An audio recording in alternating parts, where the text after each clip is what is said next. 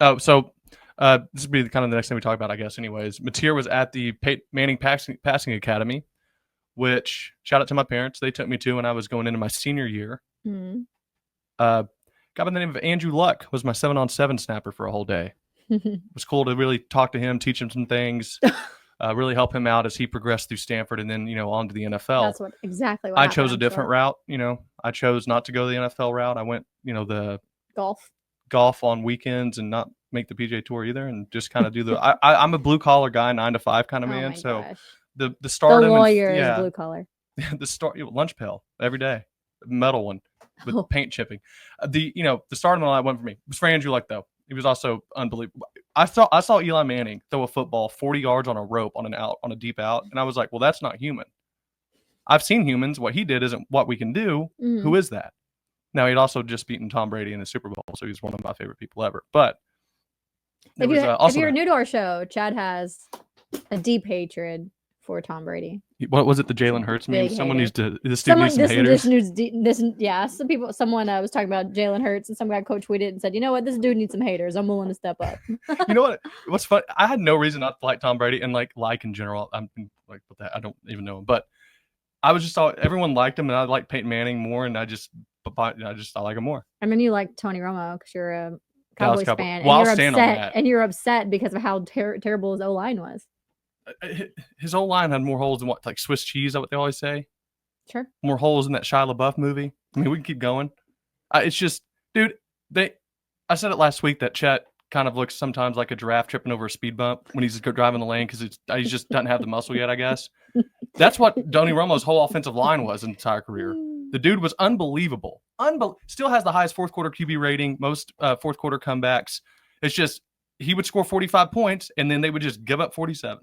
Okay. Tom Brady, on the other hand, wins a Super Bowl without even scoring a touchdown. Only quarterback in history to have. I have a question. Is this called the voice of Dallas Cowboys football? It's the voice of reason is what we're bringing. Okay. And we will never not bring it. Anyways, Peyton Manning, the Manning Passing Academy is one of the most awesome things ever. It really is cool. They bring all these, like, the best college quarterbacks that year will go. And it's kind of cool because you get to see them work with Peyton Manning and Eli Manning, and they get training from them, and you get to go watch them do those practices.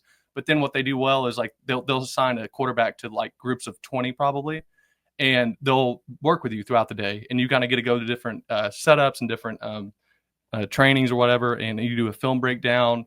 You get to go to a Q&A, which is actually really funny. Obviously, it's about all the guys in there, so the questions are kind of funny. But it was just, I mean, stuff you would think guys that would ask college quarterbacks about. They'll just. So how many girls do you get a well, week? Probably.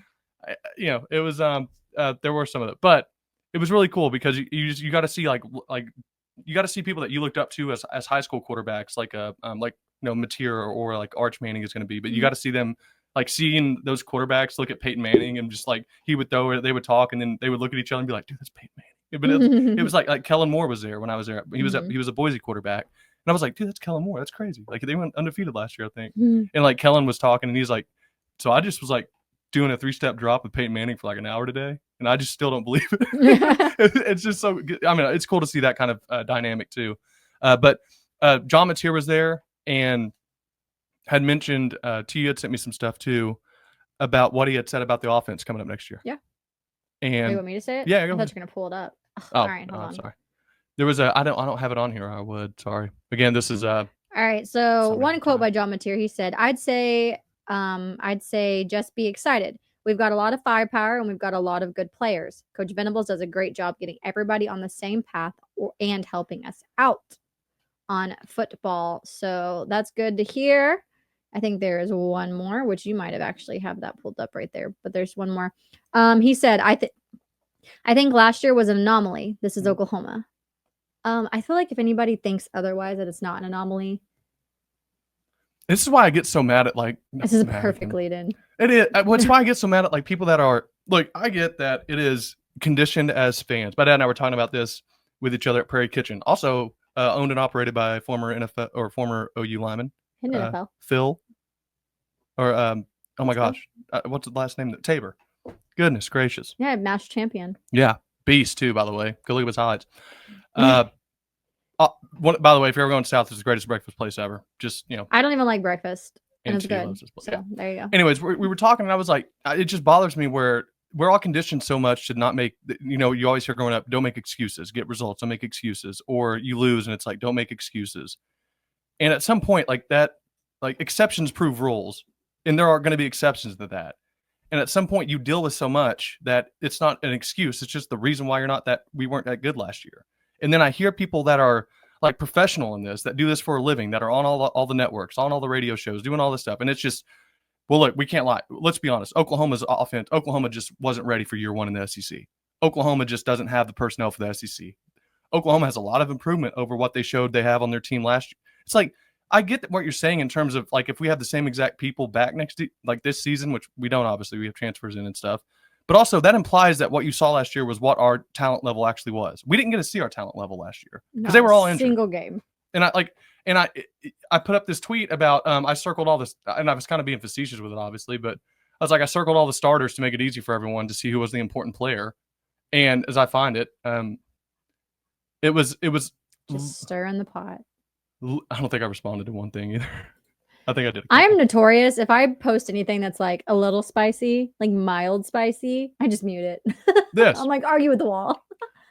Oh, these are all the players that were starters and or starting at one time because of injury. Now, I'm not a genius, but I felt like I circled every single one of them.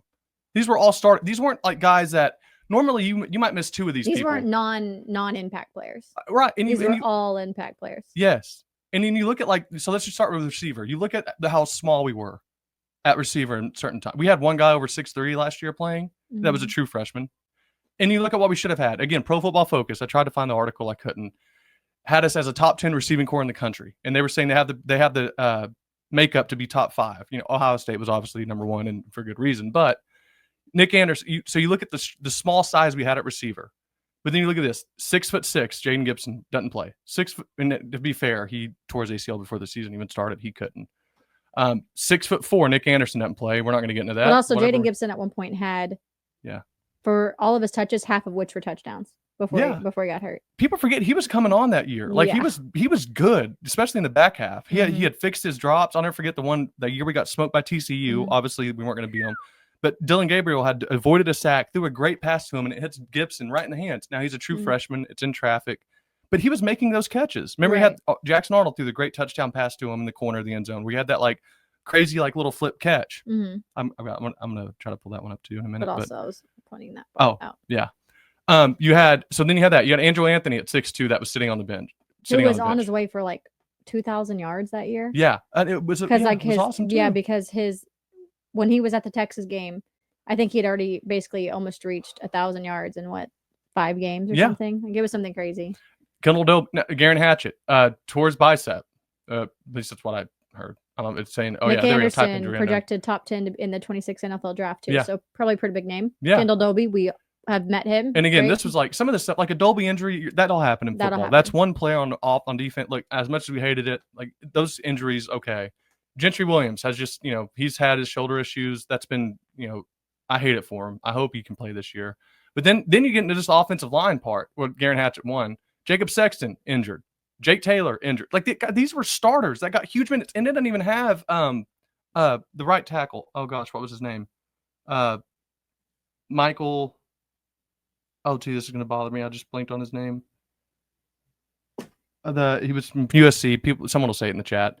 I just can't. I'm going blank because I'm reading all these other names. Jalil Farouk, pretty good player. Deion Burks was a pretty good Burks, pretty good player. Pro Football Focus has him at. I'm going to stop sharing real quick in case I show you. I got it right here. My home screen. Number 6 for the top 10 receivers. Oh wow, look at that. Going into the 2026 draft. Now, T, we're not saying we know everything about wide receiver positions, but I feel like if you're the 6th best in the draft class, you're pretty good. Right. Or Ted, who we had on our team last year. Oh yeah, right here. Yeah, you're right. Look at that. It's so, and then again, like I mentioned, so I bring this up and I mention it, and it's just, oh, what are you making excuses for? I'm like, I'm not. I'm sick. You know what? I'm tired of it. I'm tired of people acting like if I'm late for work and it's because I had all 4 tires popped out because there was some 2 guys shooting guns at each other while I was, waiting for my breakfast at McDonald's before I arrived at the office. I can't, you don't come to me and be like, don't make excuses, Chad, get here on time. And it's like, I don't know what you want me to say. There's literally nothing I could have done. Mm-hmm. Now, if I get late to work and I'm like, dude, I'm sorry. I snooze my I snooze my alarm, I took too long of a shower. Yeah, I was just so tired. I had to take a longer shower, and I just I couldn't get around. That's an excuse. Don't be late to work. Be an adult. Be professional. At some point, though, it's just sometimes you have to not just talk crap on make your team look even worse. And again, remember, this isn't just like going out to your fans. It's recruits see this. Other people and rankings do matter at the beginning of the year. I know people say they don't until the committee comes out with rankings, but what do you think the committee factors in whenever they're first looking at ranking teams? What the rankings are by the AP and by the coaches poll. Right. So I just get so frustrated when people just there you go, Jonathan. There you go. That's what I'm talking about. That's an excuse. You have a spare tire for all 4 of them. Figure it out. I get it. I'm just, man. And the thing is too, like, then our backups got hurt. Yeah. So like those were the impact players, and then that was my spare tire. Yeah. And then our spare tires got hurt. Fred Flintstone figured it out without tires. Do it, and it's like, okay. I don't know. At some point, I just. Yeah, I just it just bothers me, and it's not like I don't understand. I totally get it, and then as a rule, I agree. You don't make excuses. Like, get the job done, or you don't. But at some point, it's like you got to be fair to yourself. Like, you can't be so critical that it becomes detrimental to your program. Right. And people that say, forget about it, move on. Totally fair. I'm not saying you're wrong to have that opinion, but just like when you put the season in the context, I would just like for someone to mention, like, dude, you truly people don't fathom that what we had was, whether they were real injuries or alleged, that's irrelevant. What isn't irrelevant is the fact that they were all not playing. That never happens to anybody. Right. Anybody. And we mention it, and it's like we're sitting there saying, well, look, we'd have won the national championship. We had a lot of people that would be like, everybody has injuries.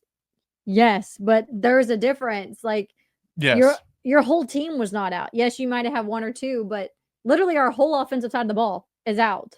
Yeah. Yeah. Yeah, we had to read the comments for people who are not watching. Oh, Bishop Frank. Oh, hey, good to talk to you, by the way, for the first time last week on the Thursday call-in show that we were able to hop on, which was really fun. Chad and Tierani Smith are spitting facts. Or spitting. Big salute, fam. Spitting. Thank you. Meh. We can spin it any way you want. OU Sooner Cowboys. OU honestly needs to find a way back to the CFPs. CPF, college football playoff.